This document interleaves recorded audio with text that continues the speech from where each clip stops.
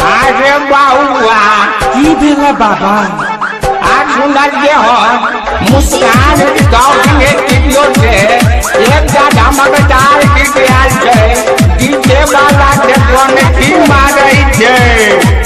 हो बाबा लगावत तो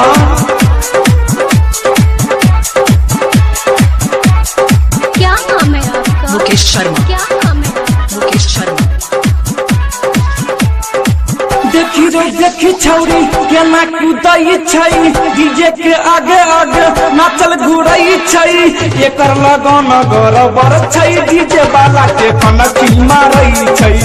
एकर लगन गरबर छै, डीजे वाला के कनकी मारई छै। देखी रो देखी छौरी केना कूदई छै, डीजे के आगे आगे नाचल घुरई छै। एकर लगन गरबर छै, डीजे वाला के कनकी मारई छै। एकर लगन गरबर छै, डीजे वाला के कनकी मारई छै। अरे बाप रे बाप डीजे बाजे जो हमहू जाम रो जौरा हमहू बुढ़ारी में देख ले।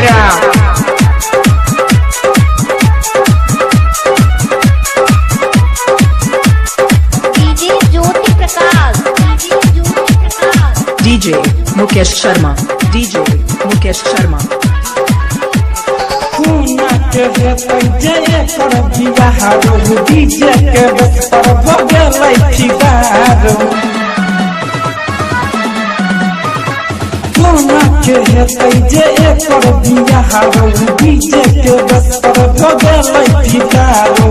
देखी रो देखी छौरी केना नचै छै, डीजे के आगे आगे उदल घुरई छै।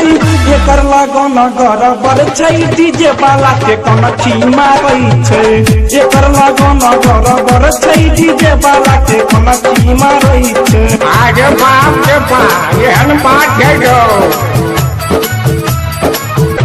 आजा नाच जल्दी से पकड़ के आना चाहतो।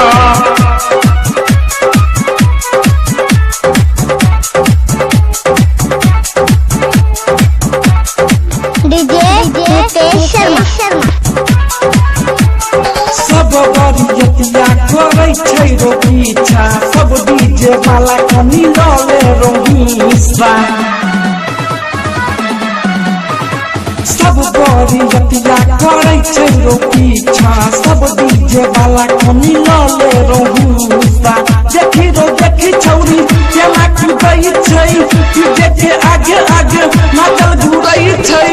एकर लगन गरबर छै, डीजे वाला के कनकी मारै छै। एकर लगन गरबर छै, डीजे वाला के कनकी मारै छै।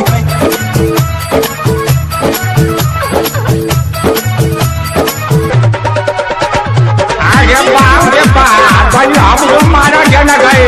अरे बाप रे बाप गई चश्मा ने खोल दिया गई बात घर हो जा गई। डीजे मुकेश शर्मा। दिलीप दीवाना कहू तक ले कई मोहर, डीजे राजा भैया ने तो ठक दे तो मुसर। दिलीप दीवाना कहू तक ले कई मोहर, डीजे राजा भैया ने तो ठक दे तो मुसर। देखी रो देखी छौरी केना करै छै, डीजे के आगे आगे नाचल घुरै छै। एकर लगन गरबर छै, डीजे वाला के कनखी मारै छै। एकर लगन गरबर छै, डीजे वाला के कनखी मारै छै। देखी रो देखी छौरी केना कूदै छै, डीजे के आगे आगे नाचल घुरै छै। एकर लगन गरबर छै, डीजे वाला के कनखी मारै छै।